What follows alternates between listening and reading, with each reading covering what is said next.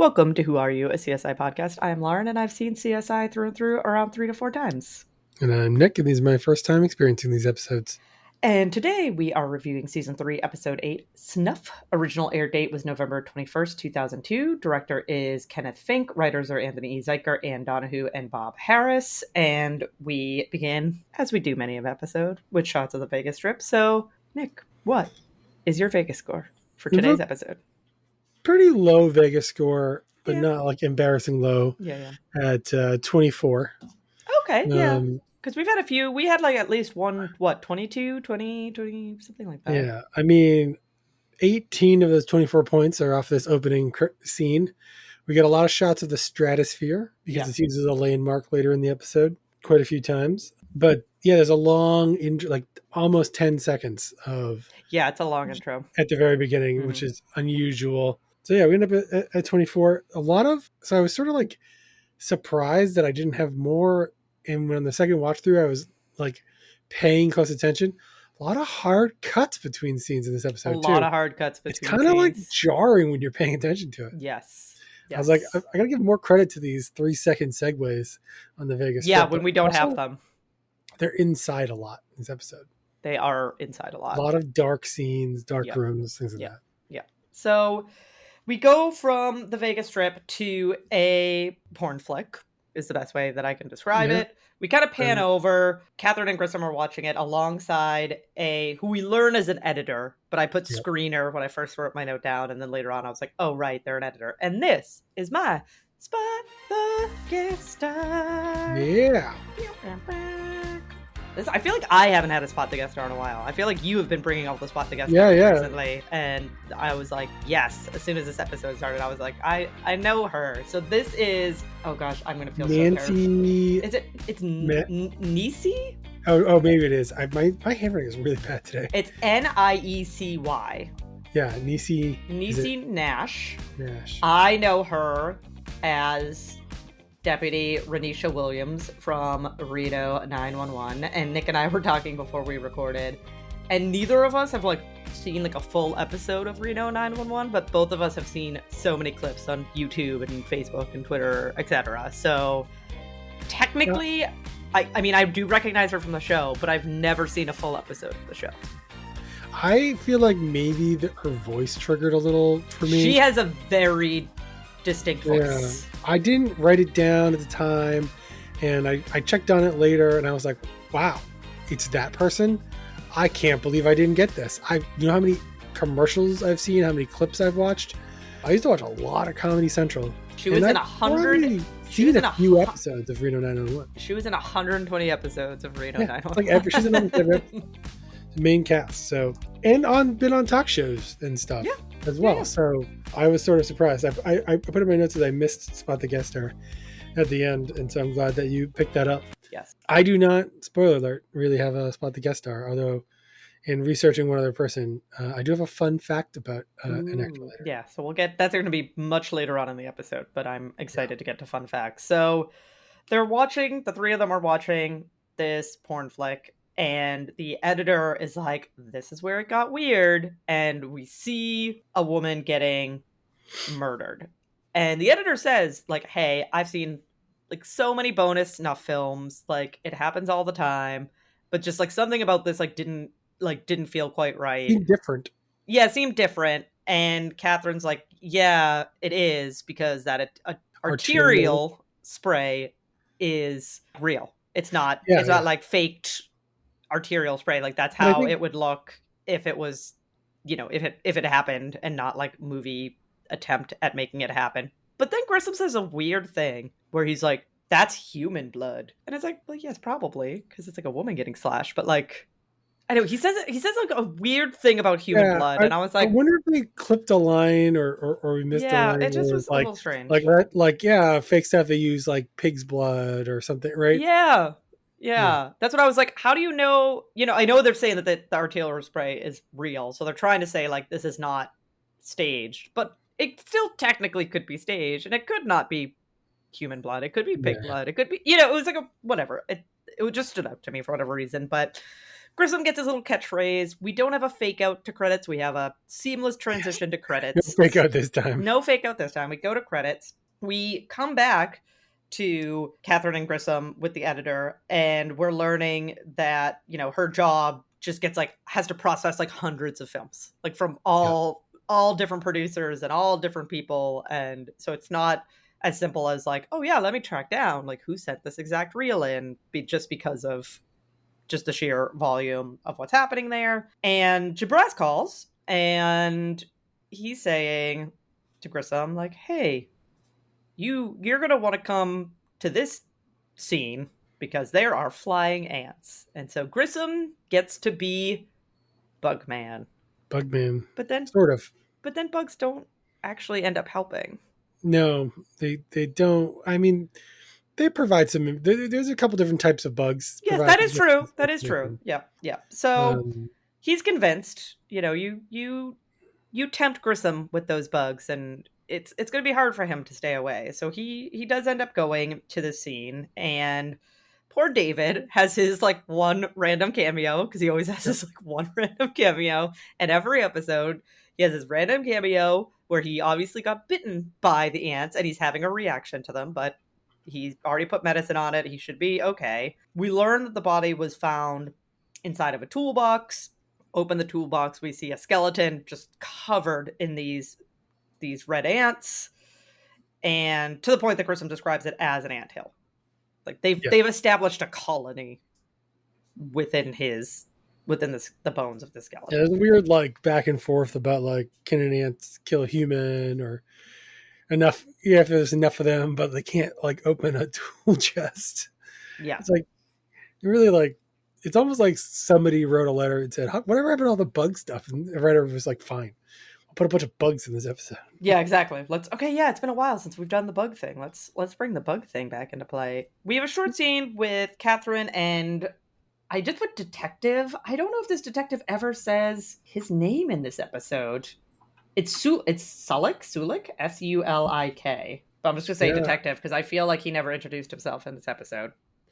And we learned that, you know, Snuff is a cash business, right? There's not like credit cards and like paper trails when it comes to producing and distributing Snuff. It's a cash only business.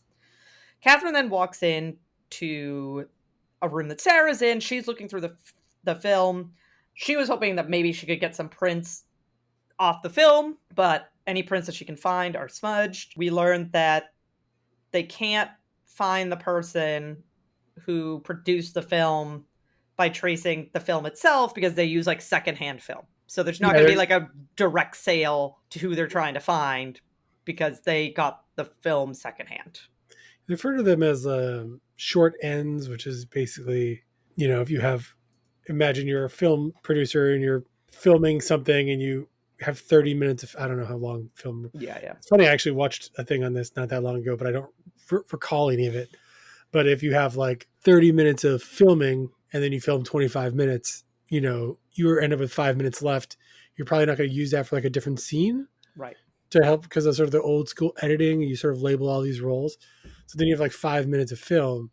And so like they get kind of cut on the room, on the end of the cutting room floor, or like somebody sort of resells them. So if you were also like a college student doing like a film thing and you needed cheap film for your class, you might use something like this as well. Yeah. So then there's a great line. This might be the title of our episode. There was quite a few good lines in this episode. One-liners that the cast said, the actors say, that I was like, oh, that's good. But we'll see. Catherine goes, greedy doesn't mean smart. Yes. And I was like, ooh, that's a good one, because true story. We then have Doc Robbins very angrily suiting up. Yelling and cursing, very upset. But he and Grissom are suiting up because they're going to examine the victim, but there's still some live ants on them, and these are like ants that bite and can cause allergic reactions. So it's a bit of a, like, I don't know, weird cut here where they show the corpse without ants for a second. Yeah, and then there's ants crawling everywhere. And I was like, there must have been like 2 setups, right? Yeah. For filming. Yeah. And one of them like had like real ants, so they needed a lot of protection. It was probably very expensive. And one, they just had like a stand-in ant-free skeleton for B-roll, and that somehow got into the edit. Yeah. So Doc Robbins is like curious how Grissom feels about having to like kill all these ants, and he says like, "Don't worry, they're martyrs in the pursuit of science." We do learn that the victim is a man. He's been dead at least a year. He has a sharp impact wound or several like on his back. And Grissom also finds a pupa case, which leads him to be like, "Yay, I can use this to date, how long the victim has been dead." But before that, we go to Warwick with Archie. They're watching the film without sound. We realize that the male actor in the play has a mole on his neck. Yeah, I feel like they're watching the movie and then he's like, "All right, play it again without sound." And I'm like, "Why did you watch it with sound?" I mean, I guess maybe their first time seeing it, they need to see it. But it was like they just want to explain to the audience why they were not going to be playing moaning sounds. Moaning sounds, yeah. You got your snippet of it at the beginning. You don't need it throughout. They do some. I'm not quite sure this was possible with technology at the time. Technology work to determine that the view outside the window is of the Stratosphere Tower. I mean, mathematically, it was possible. Whether they possessed the appropriate tools to do it on a computer or reference images is unlikely. I will say this is the one time where you can kind of like give a little leeway to zoom and enhance, because it is film, and so you're sort of limited by like the particles on the film or your pixels. Now they also later say it's like, I forget what it was, 8mm or something, like 16. It's really small when they pull it out of the trash can. So that means it would be pretty grainy, but like, I don't know, we could probably tell it was the Stratosphere. Yeah. But yeah, they do a little voodoo magic, I think. Yeah, I think so. Then they ought to be able to. They also do some later with the weather. Yes. No way that was handily available. Yeah. We'll get there. So before then, we're with Warwick, Sarah, and Catherine. They're at a hotel with a detective. We will return to them in a moment. Before we do, we're with Grissom. He's doing a timeline using the bugs. Greg Sanders walks in. He offers to take notes. They do this whole, ant entered at this stage, and then pupa happened at this, and then this type of fly showed up, and then they draw out this. I'm not going to try to recreate it. I took enough notes in this episode as is.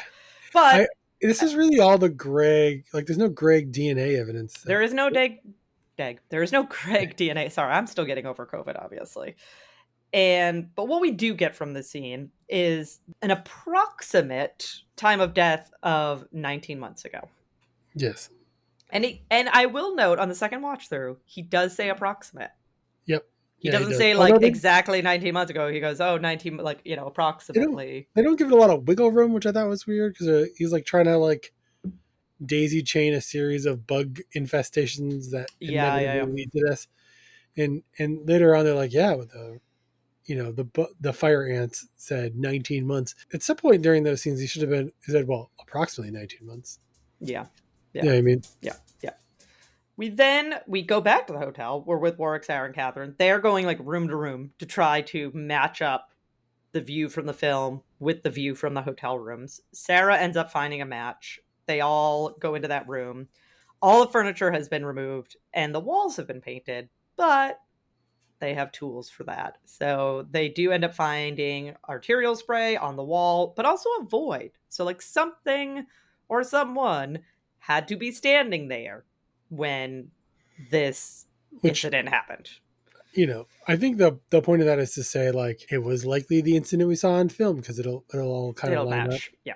Because obviously they know there was somebody who got sprayed. Yes. The camera got sprayed. You know what I mean? Yeah. So this brings us to Warwick, Catherine, and the detective with the security guard. Initially, Catherine is pointing out that he has dandruff, but come to find out it's primer on his jacket. And then look at that. He has a big old mole on his neck.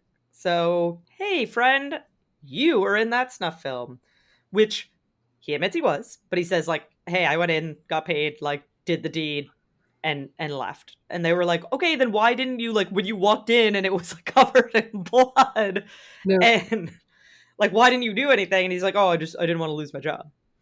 Now, a few things with this guy. They do arrest him, which I imagine he's actually committed quite a number of crimes, from hosting an illegal porn movie to probably illegally performing in porn to assisting someone kill someone, lying to the police in the 5 seconds ago. Yep. They don't really talk about him, or they don't talk about him again for the rest of the episode. We see him. Do we? Okay. We do. I'll point it out. But we see him at a later point in the episode, but that's it. Like, try to rule. They almost like take his word for it, which happens a lot. Well, we'll get to it. Actually, there's a scene not soon after this. It, but like they don't like go after him. They just kind of let the rest of the evidence get rid of him. Yeah. So we then are with Grissom. He's boiling a skull. Terry's back. Hey, but Terry is now married. I see you're now learning to cook for yourself. Well, I had to, Terry. I heard you were married. Hopefully not to a criminal. I think I'm stupid. He's a teacher. Well, congratulations. Thank you. So what's a special occasion? I have someone I'd like you to introduce me to. I'm married in a record amount of time. Well, I mean, this is season 3, and the last time we saw her was what? Season 2 something? So a year, 14 months ago? It's possible. It's possible. I know people who have gotten married in a short period of time. It's possible. But she doesn't seem as the rush into it type of person. But you can't put a label on love. This is true. And as Nick mentioned, we do get more bug stuff. In this scene, Grissom ends up pulling a dung beetle from the skull. And this leads him to believe that the victim must have been murdered near large animals, like a zoo or a farm or something of that nature. And we then return to Warwick and Catherine and Sarah. They're looking over the film.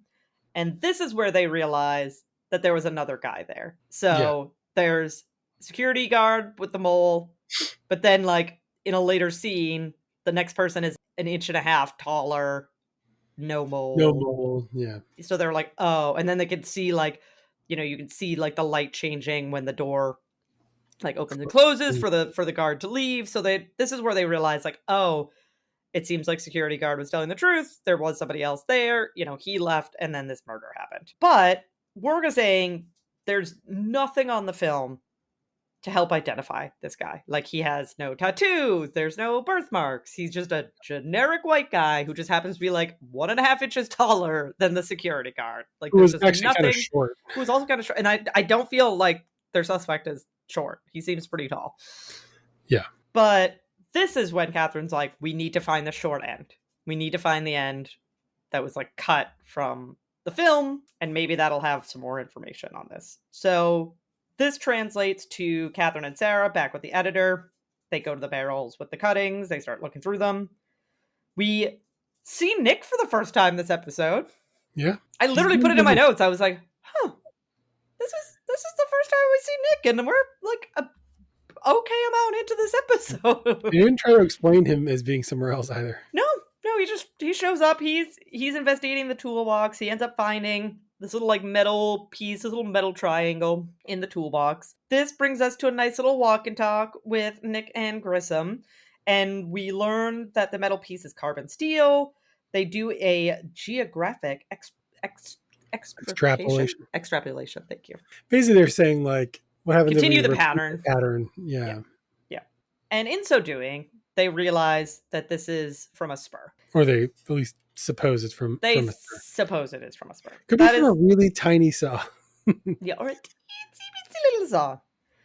We're then back with Catherine and Sarah as they're, going through the film. And they're talking as they're doing this work. And Sarah's shocked that all the men are wearing condoms. And so Catherine kind of lets her know, like, hey, that's industry policy, HIV protection, etc. Sarah finds the short end. And in the short end, we see more of the room. And we also see a lamp that Catherine noticed when she walked into the hotel. She's like, that is the lamp that I saw when I walked into the hotel. She like paused and talked to, whatever her line was, it was like, even... It's time. Like, time is the only difference between kitsch and, like elegant or something like that. Yeah. That was another good line. I didn't write it down, but that was another one that I was like, all right, that's pretty good. I like that one. Terry is then working on the skull. Grissom is there, and she's starting to go over some characteristics of the skull that are a little bit different. So, like, the back of the head is flatter than usual. The bridge of the nose is not fully developed. She talks about a few other qualities, and then finally lets Grissom know that the victim has Down syndrome. Yes. So we now know that we're looking for a victim, or, we're going to try to ID a victim who has Down syndrome. I actually enjoy the fact that she used the sort of scientific description of the it's a 23rd chromosome, something to it. Yeah. And then Grissom has to be the person who explains to the audience. To the audience, like, oh, hey, audience. This Down is syndrome. Down syndrome. Yep. So they take like an image of the sculpture that Terry made. They fax it out. Jim Brass gets a hit, and they are identifying the victim as Randy Trashel. And he has been missing, though, for 17 months? Yes, 17 months. And so that's what's on the Grissom. So Grissom is like, my ants are off. And we learned that he worked at a ranch. So Dung Beetle is coming like, into... Yep. Dung Beetle, yep. Yep. And he says something to that effect. Yep. So Jim Brass and Nick and Grissom are at said ranch. They talk to the ranch manager. He says that the victim was a stall marker there. He never rode the horses, though. And now Enrique, who is not a legal citizen, mucks the stalls now. It's very weird where the branch manager is like, he's an illegal. Yeah. And it's like, why are you telling this to the police? I don't know. We leave You're not supposed to be hiring him if you know that. Yeah. We leave the storyline for a bit. We go to Catherine and Warwick. They're with the lamp, and they're kind of looking at the film as they're looking at the lamp. And I'm curious your thoughts on this, because to me, I was like, what? So there's a red bulb in the lamp, right? Like they're figuring that the filmmaker wanted like a certain like ambiance, a certain like lighting. Sure. And so he put a red bulb in the lamp. But Warwick immediately assumes that he unscrewed the lamp while it was still hot, so he licked his fingers to do so. Yeah, it's a little bit. I think he's assuming is you have to run the lights on. He's not liking the light. He wants to change at the bulb. He goes over, licks his fingers, twists the bulb off, screws a new bulb in, which is, I've done this before, so it's like I could say like I've never done this, but I've also turned a lamp off for like a minute to change a bulb. And this is not an open hotel, so it probably wasn't just on anyway, because why would they have random lamps on in this hotel? Like, why would they be wanting to spend money on that? You could have fingerprinted the lamp. Right. Are there fingerprints on it? Yeah. But, I mean, I get storyline-wise, it's to get a DNA profile, but I don't know. I felt like this was a little bit of a reach, in my opinion. I guess Greg would have run the team. I don't remember there being a scene with him. There's not a scene with him. I guess maybe if he just wasn't wearing a silly costume. No, this happens very quickly. So Catherine is like, oh, okay, great. I'm going to like run this through CODIS. The very next scene, she gets a CODIS match, which brings them to the Burbs and they're traveling with a detective still. And we learn that the CODIS match matched to a Douglas Sampson. And I think, Nick, this is where you wanted to share a fun fact. Yes. So this, I don't know the actor's name. William Mapother? Mapother, who he looks familiar-ish. And so he kind of I did a check on him and I was like, he's in a bunch of things, but he's never really in anything. Got down to the bottom of his list. He's in a ton of Tom Cruise movies. Turns out he's Tom Cruise's cousin. Mm-hmm. But however, Laura and I both agree he looks a little bit more like Pedro Pascal than he does like Tom Cruise. Yeah, he looks like the Temu version of Pedro Pascal. I don't know if that's gonna if someone's watching this 20 years from now, if that will hold up. It might not, but right now it is timely and perfect. But it is a very accurate description. So, I mean, for all I know, Pedro Pascal is Tom Cruise's cousin. Yeah, I don't know. Maybe. I kind of hope not, because I don't particularly like Tom Cruise, and I really love Pedro Pascal, so I kind of hope not, but... Yeah, I doubt it for a bunch of other reasons. Yeah. So, we meet Douglas Sampson. He's immediately, like, the first time we meet him, he's obviously not feeling well. He's, like, sniffling, he's, like, kind of coughing, and this is where we see the guard. Warwick is outside on the street, standing with the security guard, and the security guard does, like, a nod. And so then they... Oh, yeah. He IDs the guy. He IDs him. Yeah, so they go back to Douglas, and they're like, hey, security guard ID'd you. Like, you're the filmmaker. But he's saying, like, hey, if you actually had evidence, concrete evidence that I did this, you would have already arrested me. Yeah, I did. Go away. Basically, yeah. And Warwick spots soil in a wheel well, and without having to do any analysis on it, knows where the soil is from. Yeah, he's like, oh, I worked a case, he rolled a 20 on his skill check to recall his backstory. Yeah. It was... And he's had the exposure to this red dust before. I just feel like there was just some reaching in this episode, and I don't know why. I brought the soil to Trace. Trace says, right, this matches the such and such region. We went up. Oh, 100%. Yeah. Region and look at it. Also, like, I don't know anything about like geological areas, but it'd be quite massive to to try to it narrows it down, but not like astronomically. Yeah, I find it strange, but that's okay. We go to Jim Brass, Nick, and Grissom. They're talking with Enrique. He's letting them know that the writers used to call the victim Stubbs, and Enrique admits that he rides and that he wears spurs. So they're like, we're gonna have to take a peek-sees at those spurs. And then we have a very short Grissom examining the spur moment, and we have a little matchy-match. Yep, straight up little matchy-match scene.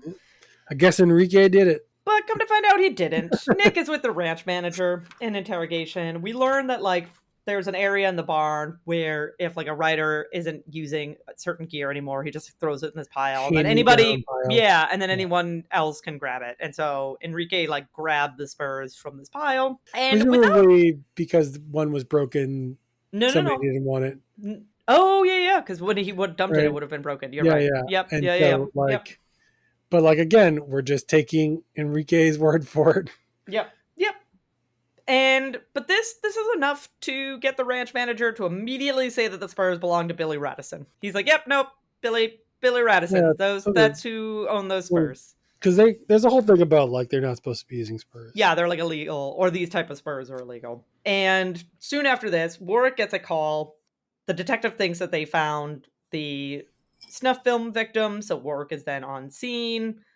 Catherine and Sarah with Doc Robbins. We learn that the victim is Susan Hodap, and she died from exsanguination. So, like, what they thought, she was sliced across the throat. But death was a knockin' anyway, because she is, or was, HIV positive. Which I really didn't like this. That they tested for it? The way they were like, she was like a dead man walking kind of implication, right? Which, this isn't 1990, right? No. We already start to have some treatments. We already, and they don't know how far along her disease is. They don't know anything about it, but they're just like, well, she was on borrowed time. It was kind of the implication. I was like, I don't know if you've ever heard of Magic Johnson, and granted, he has access to far more resources than the average person, but his diagnosis predates this show, and he's still doing well. Yeah.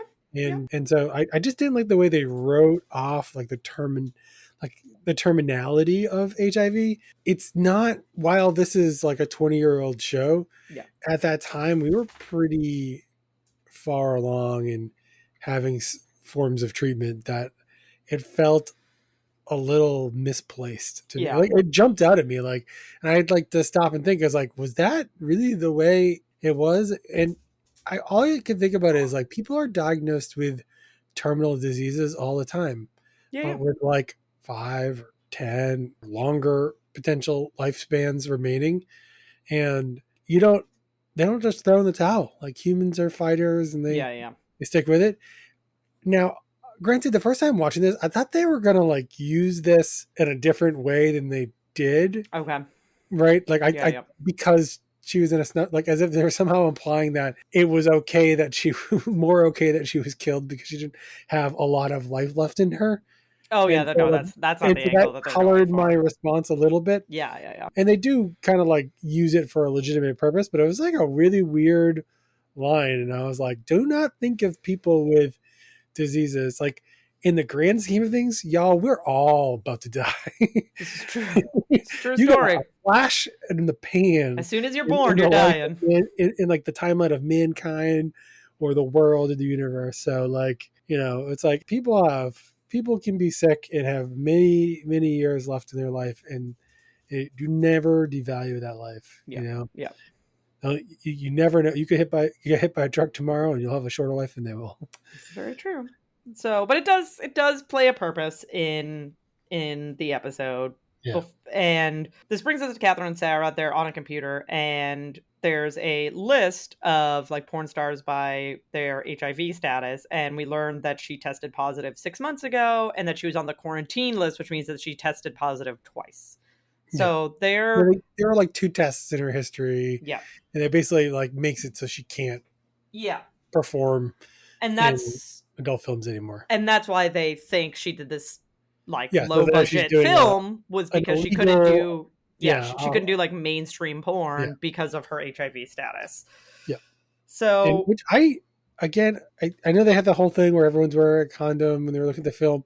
Did they confirm that security guard was wearing a condom? Because somebody should go tell him. No, they did.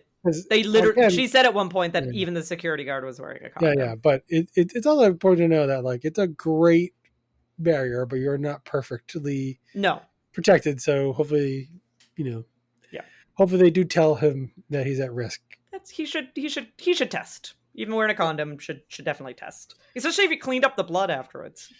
Oh yeah, he may be more. I don't know. Maybe I don't know. Like if I don't know how long it lives like outside of the body. Yeah. It's like, but my guess is he doesn't either. No, we're then with Grissom and Nick. They're back at the ranch, and a truck there has a shiny new toolbox in the back of it. So they end up talking to Billy, owner of said truck, and has no problem bad mouthing the victim. He's like, oh, he's always sticking his like nose where it doesn't belong, and he claims that his toolbox was stolen, like his last one.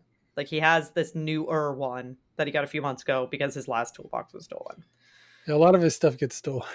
A lot of his stuff gets stolen. Grissom and Nick just have this little scene. They're like walking through the barn, and they realize they need a more precise timeline because the bugs are saying 19 months, but the victim going missing is 17 months. And so he also claims to be out of town. Yeah, he claimed to be out of town. And so they want to put him in town at the time of the murder. Yeah, so Grissom is like, so Nick's like, oh, are we going to go back to the bugs? And Grissom's like, nope, we're going to Rust. But before we go to Rust, Warwick throws a phone book out of the room. Thank God somebody he knows was walking by. Yeah, so Sarah enters, kind of gives him a little bit of a talking to for throwing the phone book. And he threw said phone book because he's upset that there's like no prints or second donor on the curtain, and like how are they ever gonna like get this guy? And Sarah's like, oh, here's how we're gonna get him. Like the victim had HIV, and so we're gonna get a blood sample from him because like maybe he has HIV and maybe he and so that is their plan, where the HIV comes in. So we see a very quick scene where the blood is, the blood sample is being collected. We pop on over to Grissom and Nick. We get a nice little science with Grissom on rust and layers of rust and erosion. And I know that, Nick, you said that this bothered you. This is where it bothered you about the weather, correct? Oh, yeah. Because they did like an average humidity of like the last 17 months or... They have it quickly available in like the amount of like scientific calculation that would be required and like without error bars, it's very movie theater magic kind of a thing. You could do something like this, but it's not on the internet.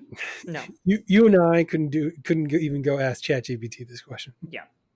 But movie magic, we get an answer. Rust confirms 17 months. So bugs were incorrect, but the missing, the filing for the missing victim and the rust both say 17 months. I really wanted there to be a revised bug timeline. Oh, them to go back to the bugs. To pull out some weird fact, be like, well, maybe, based on the, or even like based on the humidity. Yeah, like, it was low humidity, which like didn't have populated until April this year.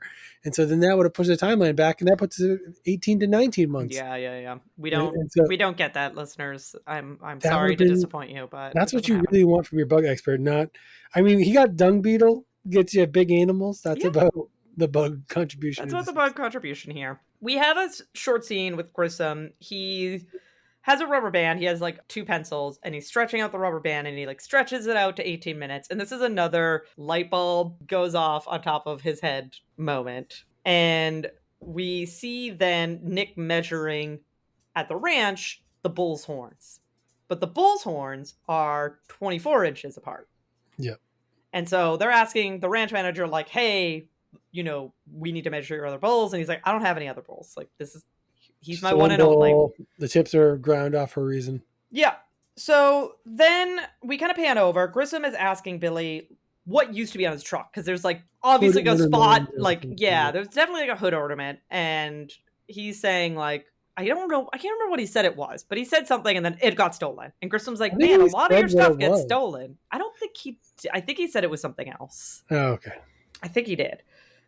But then they're like, oh, okay, yeah, sure, but can like we take a look around your truck? He agrees, which again, get a lawyer, friends. Don't. Yeah. When you have a murder weapon in your truck, don't let people search your truck without a warrant to search your truck. I mean, I'm glad they caught this guy. He was an absolute tool. But so they open the toolbox, and look at that. There's like horn ornaments with like metal tips on them, measure a perfect 18 inches, and they test positive for blood. Yeah, they feel, which is like, why'd you hold on to them, dude? That's the box. This happened 17 months ago. You had plenty of time to get rid of these things. I don't like that they wrap up this storyline here, or they don't do any more testing. It's just sort of presumed that they have enough. Yeah. I will say Grissom is sort of walking away, has a scene with Billy that is like, he's like, the definition of retarded is to slow or impede. And so your life is about to be retarded. And I thought, like, again, you got to finish closing the case. But also it was very like weird for me to hear him keep saying the word retarded over and over again. And he was trying to do it the right way. But like, I feel that it has such a connotation now, as it should. I think that we feel uncomfortable. We feel uncomfortable hearing it and saying it, because in New England in particular, it was just very common slur. Yes. 100%. Shout out to a former girlfriend of mine who was very instrumental in getting me to stop using the word my early 20s. Who you know? Okay. Yeah. But was she was very, very involved in dealing with people with developmental disabilities. Yeah. She would be like, you cannot say that, Nick, it is not okay. And I was like, I'm not doing it on purpose. And then I was like, just correct me every time. I'll eventually stop. But yeah, you have to be mindful. But that part probably also played a little into it. But I was like, they were like trying to like say like, hey, this is not a word you should use for this other purpose. But at the same time, were they just trying to use it? Like, I don't know. It was weird. It was, again, I think I have such a visceral reaction to it now that I just like every time they said it, even when Grissom, as you're pointing out, was using it as it is actually intended to be used and not using it as a slur, I still was like, ooh, this makes me uncomfortable and I don't like it. I will say, when I worked at BJ's Wholesale Club the first year, I worked in the food court, and we made these like Pizza Hut personal pan pizzas. Yeah. And you'd have to make up like 80 like pizza doughs, and you'd proof them, and then they'd go in the retarder, because that's what a retarder does. It's a valid term for baking. Yep. But that's the end of that. I mean, we get like a whole flashback of how it happened. Very sad. And as Nick pointed out, we're just kind of assuming that they got their guy. Like we don't get like a solid like. They don't follow any more evidence up. They don't say anything else. Which I'm glad they're not just having everybody admit to their crime, which they did for a while. Yeah. But have that. I just wanted like one more nail in the coffin. Yeah, I can. Like, blood does not mean this kid's blood. Right. Right. It just tested positive for blood. They haven't run any tests to show that it's the victims. They also didn't do a matchy. I mean, they measured the foreheads, but yeah. You know, like a little like no matchy. Bring it back to the wounds. Corpse, line it up. Yeah. But that's the end of that one. So we go back to our other storyline. The detective is with Douglas Sampson. Catherine enters. Sarah's in the room, and they're letting them know, like, hey man, you have the original flu. Like you have the early signs of having HIV. I didn't know what original flu meant. Is that a term? Or I did not. Because you have a weakened immune system, you have things that you used to be immune to. I don't know if it's called original flu. I didn't look this up. But I do believe that when you are initially infected by HIV, people do tend to get flu-like symptoms. Yeah. Like that is I don't know if it happens every single time, but I do think that is a fairly normal presentation of the disease. Yeah, I mean, but more importantly, definitely a flu. I was like, I didn't really get the reference to calling original flu. I never heard that before. Yeah, I did not look it up. But more importantly, I mean, yes, he has HIV. He has the exact same strain. Genes are identical. Yeah, the strain that the victim Susan had. So you got HIV from Susan, and he's like, because he didn't have sex with her, right? So he's like, how is this possible? Like, then we get, I feel like, an egregiously gory scene of him being sprayed in the face by blood. Like an egregiously egregious thing in the episode? They basically showed you 30 seconds of a porno at the start of this episode. Yeah, I mean that was like, and they sprayed you, the audience, in the eye with blood when the camera. I don't know, for whatever reason, this had like I was like, oh. I think because you can imagine it happening to you and it freaking you out. And I feel like, if no one had any diseases. Yeah, I feel like that, and I also feel that this was done using practical effects, or it looks like it was done using practical effects. So he was like legitimately sprayed with something. Obviously it's not blood, but food dye and saline, hopefully. I hope that's what I'm sitting there. He's like getting it in his eye, and I'm like, oh gosh, I hope there's nothing in there that's like burning his eyes every time they're doing this shot. Yeah, or worse thing you can get in your eye when shooting a porno. Yeah, and so they summarize this by like, yep, you killed her, and then Sarah's like, but looks like she killed you back. And again, drop done. I mean, he's not going to get good He's not going to get good medical care. Yeah, that's true. So. But also, he's not like dead already. No, and Sarah even does say, like, you want to see a doctor as soon as possible. Like, the earlier you get this, you address this and get this treated, the better. Which implies they're not arresting him. I mean, that is true. Or like, hey, as soon as you get into jail, make sure you make that doctor's appointment. Yeah. It was weird. It was one of many very weird tempo cadence points. No, I'm glad they referred to her as Susan, whereas many times they just referred to her as porn girl in the movie or in the episode. Yeah. No, it's thankfully the victim's name is Susan, so we'll refer to her as Susan. No, that says porn girl. Yuck! Why are we using this to why are we using refer to a victim? Why? But that's the end of the episode. So Nick, what did you think about today's episode? Not a lot of good things. Okay. This is definitely an episode that fared worse as I rewatched it. Mm-hmm. I think the things that bothered me just continued to bother me. Fair. And there was less told me, so I definitely gave this episode a pass, and I gave it 2 out of 5, but I was very close to giving it 1.5 out of 5. Ooh! Oh wow! Which might be my lowest score of the season, and I feel like it is your lowest score. I believe I did have another 2, and I was like, I don't know. I was trying to think of like the worst episode. It's no transportation episode.